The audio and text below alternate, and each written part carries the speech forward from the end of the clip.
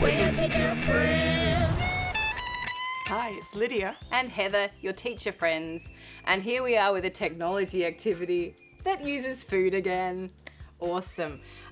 For this activity, we wanted to highlight that it's not just literacy and numeracy skills that's important to students these days. We really want to get across that idea of computational thinking.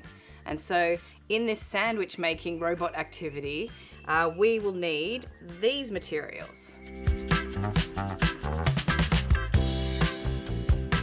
So in your student groups, you'll be assigning one of these students to be the student robot. And the assumption is the robot has all the sensors, the output devices, and the programming to be able to look at things, pick up objects, scoop up the spreads, and to apply them onto bread. Now, the rest of the students are responsible for producing a series of instructions to be given to the robot.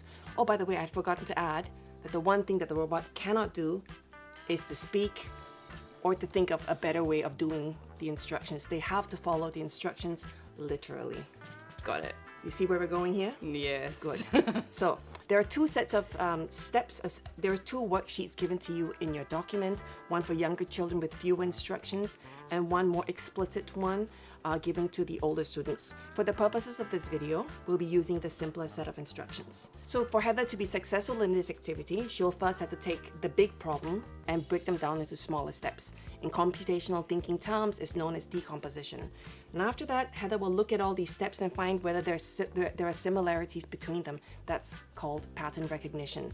Now, she'll also have to ignore steps that are irrelevant to the task. That's called abstraction. And finally, to put them in a logical sequence, and that's just algorithm design. So Heather, how are we going there? Nearly. I'd have to concentrate. Yeah. Hang on. I think that for this one with the younger kids, we haven't got any steps that are needing to be ignored, are we? All right. Okay. I reckon I've got the steps in the right order now, but I've got an idea. How about we change? How about you're the robot? All right. You're the robot. I can see where this is going. We'll try out some special instructions on Lydia. We might not get it right the first time, mightn't we? That's going to help us learn too. I can see where this is going. Okay, let's see. I've got an idea. We could put all the materials over so you can reach them, Robot Lydia.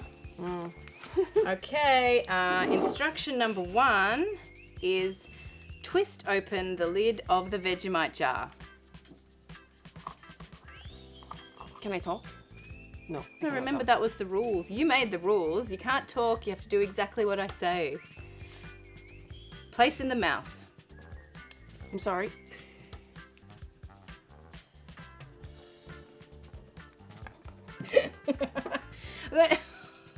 We might try another one. Hang on, I've got another one, Lydia.